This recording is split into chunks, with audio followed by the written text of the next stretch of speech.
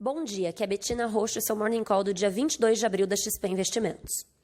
Em dia de feriado de Tiradentes no Brasil ontem, a B3 não abriu, mas o principal índice da Bolsa Brasileira em dólares, EWZ, fechou em queda de 3,2% na Bolsa de Valores de Nova York, seguindo a queda das bolsas americanas em meio à baixa do preço de petróleo, apesar do noticiário sobre medidas de flexibilização ao isolamento social adotadas no mundo todo.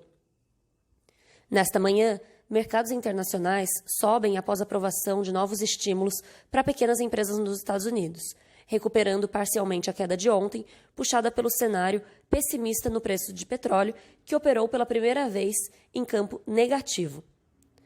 Futuros do S&P 500 nos Estados Unidos sobem 1,2% e bolsas na Europa operam em alta de 0,9%. Mercados asiáticos fecharam sem direção definida. No Brasil, segundo a Caixa Econômica Federal, cerca de 7,2 milhões de brasileiros devem receber hoje o auxílio emergencial de R$ 600, enquanto mais de 16,1 milhões deverão ter a análise cadastral concluída até a próxima sexta-feira.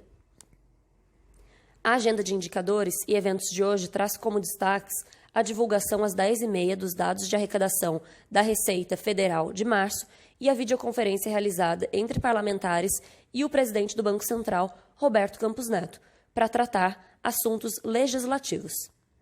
O mercado seguirá interpretando as últimas declarações dos dirigentes do Banco Central a respeito dos próximos passos da política monetária.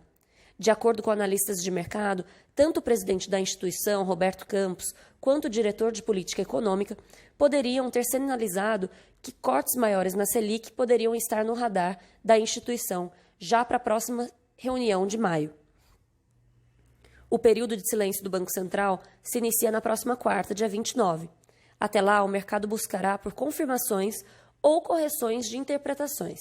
Seguimos acreditando que o Banco Central cortará a Selic em mais 50 pontos percentuais em maio e que cortes adicionais dependerão, em grande medida, da evolução das condições financeiras e das expectativas de crescimento e inflação.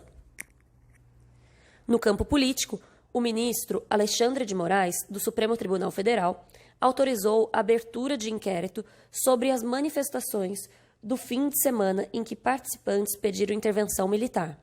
Jair Bolsonaro, que discursou no ato em Brasília, não é investigado.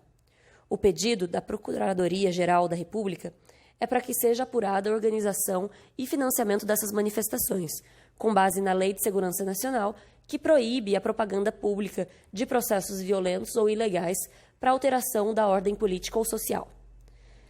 Na agenda legislativa, senadores devem analisar o projeto de lei que inclui novas categorias de trabalhadores informais entre os beneficiários do Corona Voucher. Já os deputados têm na pauta do dia, entre outros assuntos, o requerimento de urgência que trata do empréstimo compulsório para grandes empresas. Se aprovado o requerimento, o projeto fica pronto para ser analisado em plenário. Do lado das commodities, os preços de celulose de fibra curta na China seguiram em alta esta semana. Mantemos nossa visão de que os preços estejam próximos de um piso. Esperamos uma reação positiva das ações da Suzano e da Klabin no pregão de hoje. Por fim, essa semana se inicia a temporada de resultados do primeiro trimestre de 2020.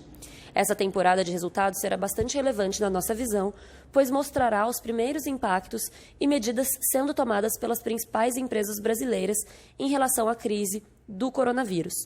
Por outro lado, os números reportados pelas empresas talvez importem menos do que o normal nesse trimestre, dado que a crise chegou ao final do trimestre. Assim, várias empresas não terão impactos relevantes nesse período e veremos esse reflexo principalmente acontecendo no segundo trimestre. Por isso, acreditamos que as teleconferências de resultados serão mais importantes que os números do trimestre em si. E os setores mais impactados serão um grande foco da temporada de resultados: transportes, varejo e shoppings, bancos, commodities e saúde. Veja mais detalhes em conteúdos.xpi.com.br. Com isso, ficamos por aqui. Bom dia a todos!